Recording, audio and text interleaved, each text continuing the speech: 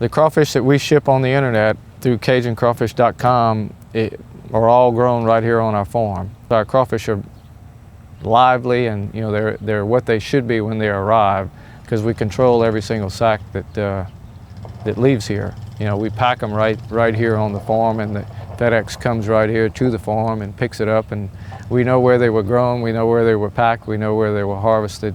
We know everything about them.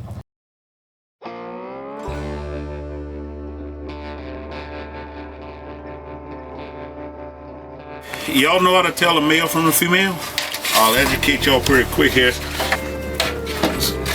You gotta, they mean right now. You see this one's claw? It's a shorter, fatter. This one is longer, slimmer. That being the male. And if you look under the tail, you see a little prong under that. That's being the male. And this one here being the female, she don't have the prong. And all of their claws are the same like that. It's a true rotation. Rice and crawfish farming is a true rotation. We're up to 4,000 acres right now that we totally rotate. So at any given time we'll have 1,700 acres in one or the other crops.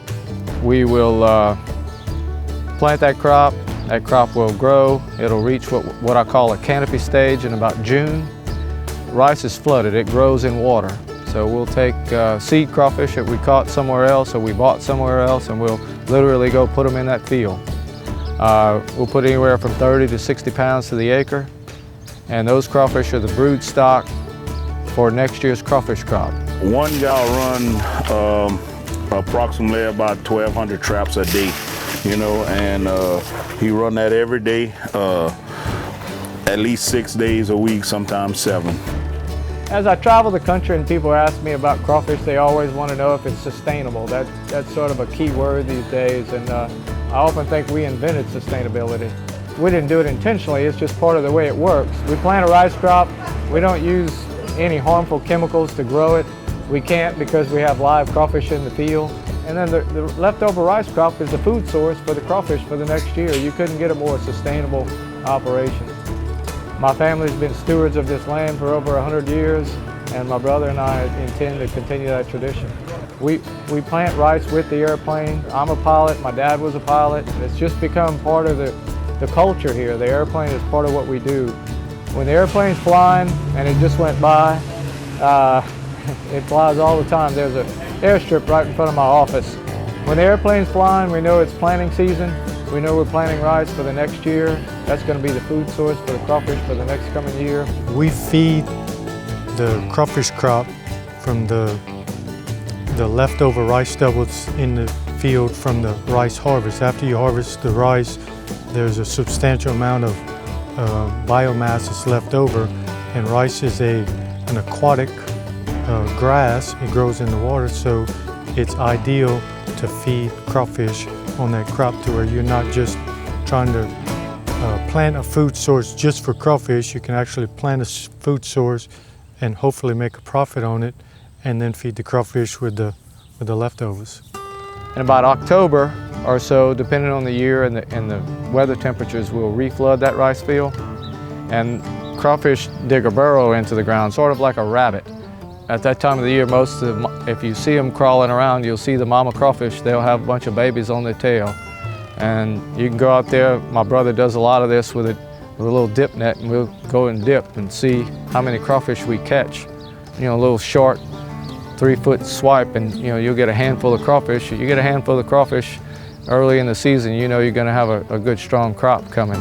When you're farming a grain, you can do X, Y, Z in the correct order, and you'll end up with Y. When you're dealing with Mother Nature and an animal, you can do X, Y, Z and not necessarily end up at Y. You might end up at Z or R or wherever it may be. The right recipe to be successful on scale. Got it down pretty decent, but as soon as you think you have it to a science, Mother Nature will throw you a curve in the next year, and everything you did is like a different result. I guess about 3 or 4 years ago, we made a decision that we weren't going to ship any crawfish out of our farm that weren't, at least anything that has our label on it, that wasn't graded. So we ship 3 basic grades: our quality grade, a select grade, and a premium grade. The quality and the select is what I feed my family. It's the bulk of what we ship out on CajunCrawfish.com. If you're going to have a special event and go through all the trouble of having a crawfish boil, you want to have some good stuff. So that's what we send out on CajunCrawfish.com. They're literally caught that morning and we ship them out that afternoon. In that, every crawfish that leaves here is going to go into a 30-pound sack, and that 30-pound sack is going to go into a styrofoam ice chest. We're going to chill them down, we're going to put gel packs in there to keep them cold, and we're going to include 3 pounds of our special blended Cajun crawfish spice, and you're going to get an ice cold, lively crawfish direct from our farm. You know, I really love what I do, and someone told me once, if you love what you're doing, you'll never work a day in your life. And that's pretty much my life. I get up every day with a purpose because I really enjoy what I'm doing. So it's not like work to me. It's like doing my hobby.